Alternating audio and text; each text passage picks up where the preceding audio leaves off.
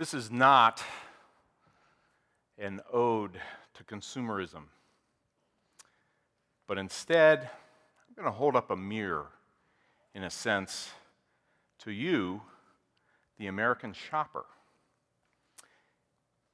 As consumers, we are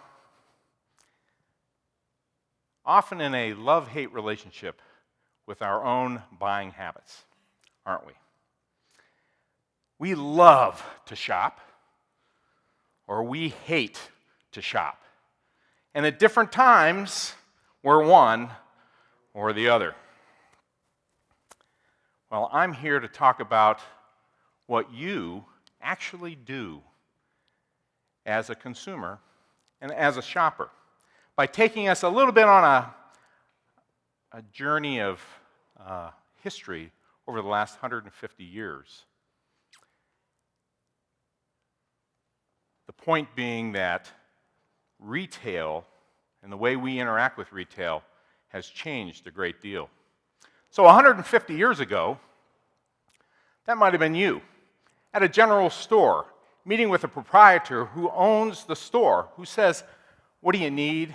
I've got it. I'll get it for you." 125 years ago, in fact, it really started to explode after the Civil War, a new form of retailing came into existence. It was led by companies called Montgomery Ward and Sears and Roebuck and the Great Atlantic and Pacific Tea Company. I'm not even sure everybody in this room has heard of those three organizations. The retailer was the Postal Service, delivering the goods. Delivering the goods for you to go through a catalog to say, "Ooh, what might I get?" Not unlike what you can do on your phone today. And then saying, "I want to buy it," sending money through the mail, waiting as many days or weeks or months as it took to receive your goods. And you know, by the early 20th century, you could even have, through Sears and Roebuck, a house delivered to your lot. You could buy through a catalog. Heavens to Betsy. Incredible. Well, there were new forms of retailing coming on in the early 20th century as well. And one of those was that Great Atlantic and Pacific Tea Company who said, "We're doing fine with mail order, but let's actually open some stores." So they opened their first store, they opened their second store, and over time, they opened a whole bunch of stores. In fact, they ended up with, there should be a United States map there, over 15,000 stores. To this day, A&P is the biggest, strongest retailer ever in United States history. And today they don't exist. In fact, 3 weeks ago, they filed for final bankruptcy of their last 200 stores. Retail has changed a great deal. And it's you and me who've driven those changes.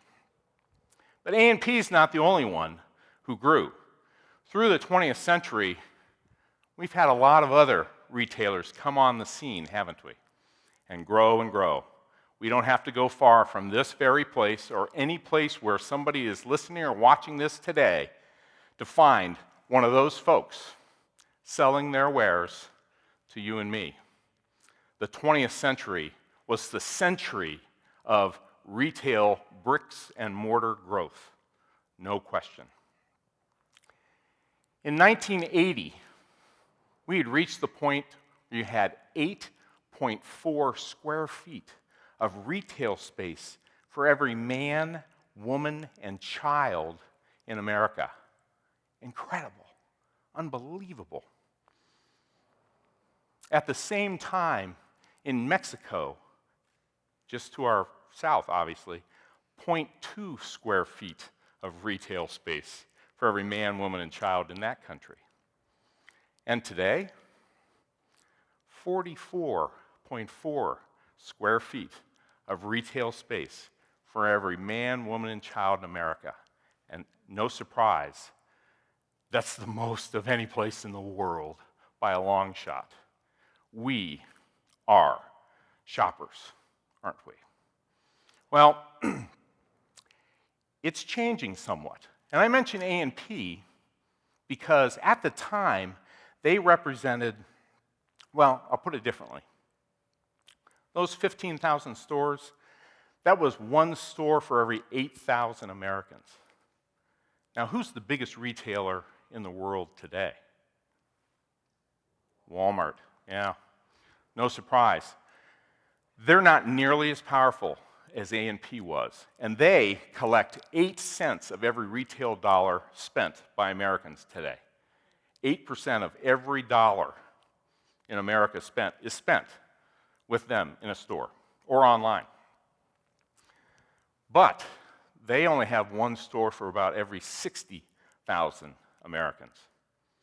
Now, 90% of US citizens live within a 15-minute drive. 70% of Americans live within 5 miles of a Walmart. Holy Toledo. Incredible. Are they likely to be the retailer of the future? My question for you. Or could there be somebody else likely to burst onto the scene to have an impact on that world? Oh, yeah. They're not even the biggest online marketer in the world. There are others that are bigger. And others that are coming online, like Jet.com, who just raised $500 million this week. And it's maybe not even a site you've ever been to. No, retail is definitely changing, and changing dramatically. And we, the consumers, are driving those changes. So I'm going to ask a question. I need audience participation for this. What percentage today of retail spending, all forms of retail in the United States, is online? Shout it out. 70, 35, 52, 40. I give a lot of talks. Generally, I hear between 40 and 60%. Excellent guesses. They're terrific. They're not anywhere near reality. The reality is, 10 years ago, it was 2.8% of total spending. Now, it's growing rapidly. Look at the line. Any of you econ majors out there will understand the rate of change. But the reality is, today, second quarter of 2015, U.S. retail sales online represent 7.2% of total spending. Only 7.2. We have a perception that retail is going online because we go online, right? Lots of people go online. But most of your spending, 93 cents out of every dollar, is still being spent in a physical store. And I don't care if there's a newborn in this audience. In your lifetime, for each one of you, retail, bricks and mortar, are going to continue to dominate where you buy your goods. And why do I know that? 5 reasons. The number one reason is you like retail because you have instant gratification. Now, it's one thing to be able to buy instantly online. There's some satisfaction with that, but I don't have it in my hands. I don't have it right now. Now, a drone may deliver it to my front door step at some point, in the next 30 minutes even, or somebody on a bicycle or in a Uber car may deliver it, but it's not instantly in my hands. We like, as American consumers, instant gratification, don't we? Reason number 2, when I'm going to buy something, think about your own purchases. I'm going to buy a shirt. If I've never bought that exact shirt before, how do I know what it really feels like? Or how the color looks against my skin? Or the construction of the collar? Or how it feels in my hands and against me? We want to have a multi-sensory experience with what we buy. The next time you go into a grocery store and you smell the bakery, that retailer is working on you, is reaching out to you through your sense of smell to entice you to make a purchase. Number 3 is we like the social experience of shopping. We like being around other people shopping, as long as they're not in line in front of us. We like them a lot better when they're in line right behind us. But we like shopping with our friends, our family. We like the social interaction that comes from being in a retail environment. Reason number 4, expert advice. Now, this isn't, unfortunately, as common as many retailers would like to think that it is, and as consumers, we'd like it to be, wouldn't we? But we sometimes go to a store and say, I don't know what I need or what I should get. I hope somebody there, even if they only have worked there for a week, we often will look to them as experts. Help me know, what should I buy? Which color works best for me? What size do I need? We want expert advice, and it's available. And finally, and this one is incredibly important, and I challenge you to think about this holiday season coming up. Logistics, not as a UPS commercial. Logistics are a key cost component of everything you buy, and everything you own, everything you consume. Logistics. You may say, nope, anything I buy, I get through Amazon Prime, and I'm not paying anything for that. Yes, you are. Yes, you are. And you may say, well, I can return it for free. And about 50% of retailers will allow you to ship it back for free. But that's a hassle. That's a cost. Logistics, and the reason retail works so well, in large part from a cost standpoint, is because large quantities are delivered by truck to a retail location. How does it get to your home? You're the last mile of that retail solution. You're the one who puts it in your car and takes it home. And you're willing to do that because instant gratification. You've had the multi-sensory experience with it. You've done it with friends or family as well. Cost associated with logistics are an important component in the value proposition of any product. Now,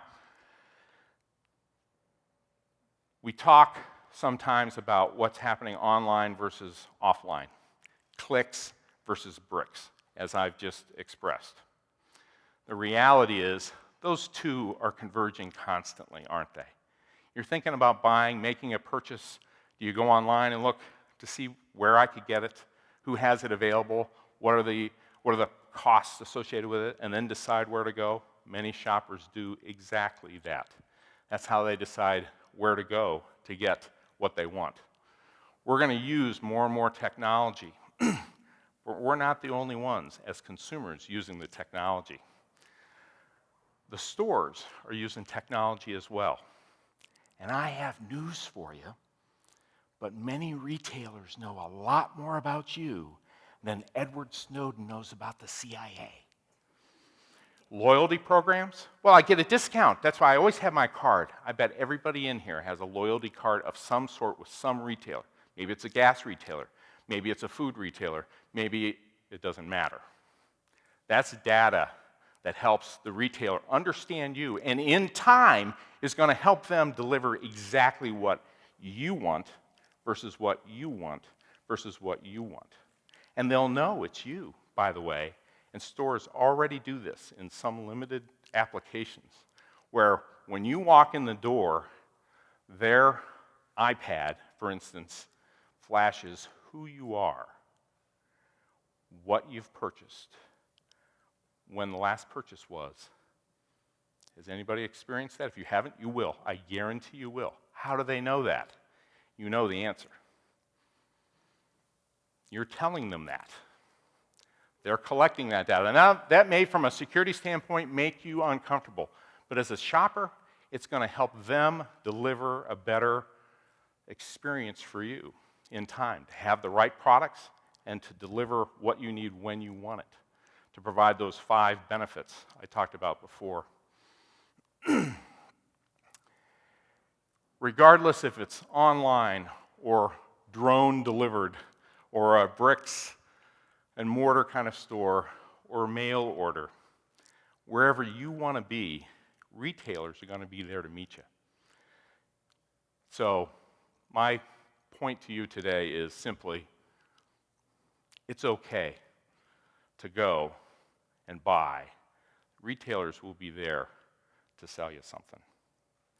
Now, a postscript, just briefly. I mentioned Amazon. Anybody know what Amazon was in the news for this week? They just opened their first, in downtown Seattle, their first retail bricks and mortar bookstore called Amazon Book. Thank you very much.